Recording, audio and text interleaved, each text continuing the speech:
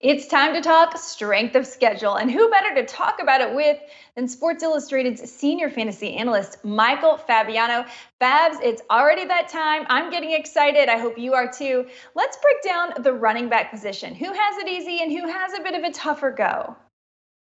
Well, first off, the Broncos running backs, Javonte Williams and Melvin Gordon, they have the easiest schedule based on fantasy points against data.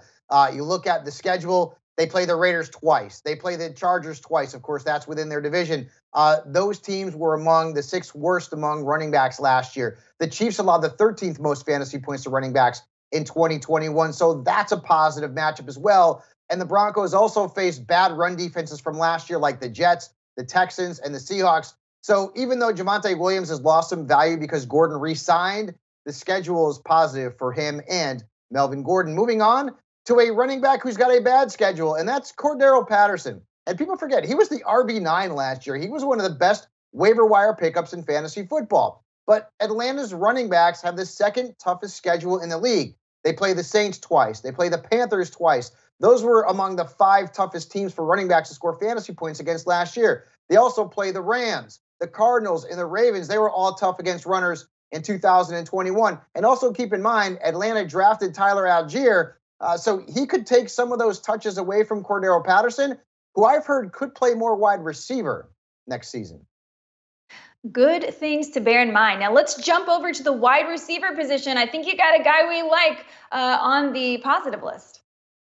I always like talking about the Dallas Cowboys, of course, because I'm a Cowboys honk. But CeeDee Lamb has got a great schedule, all right? And so does Michael Gallup and all the Cowboys wide receivers. They play the Commanders twice. They were bad against wide receivers last year. They've got the Giants twice. And then they play the AFC South, okay? That division includes 3 teams, the Jags, the Texans, and the Titans, who were among the top 9 in terms of giving up the most fantasy points to wide receivers. The Colts allowed the 14th most. And also keep in mind, CeeDee will now be the unquestioned number 1 wide receiver in Dallas with Amari Cooper in Cleveland. Now let's talk about some of the worst schedules. And unfortunately, if you love Tyreek Hill, you're not going to like what I'm about to say.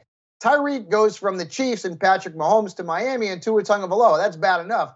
Now he's got to play the Bills twice. He's got to play the Patriots twice. They allowed the fewest and the third fewest fantasy points to wide receivers last year. They also have to play the Chargers. They allowed the third fewest points. The Browns, the Steelers are also on the slate. And again, keep in mind that downgrade at quarterback from Mahomes to Tua, that is a bit worrisome. I think Tyreek Hill is still a wide receiver 1, but I don't think he's going to be putting up massive numbers like he did in Kansas City.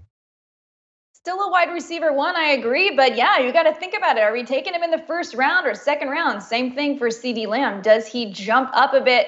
These are all really important things to think about as you head into your fantasy football draft. So be sure to check out all of our rankings according to strength of schedule over at si.com/fantasy.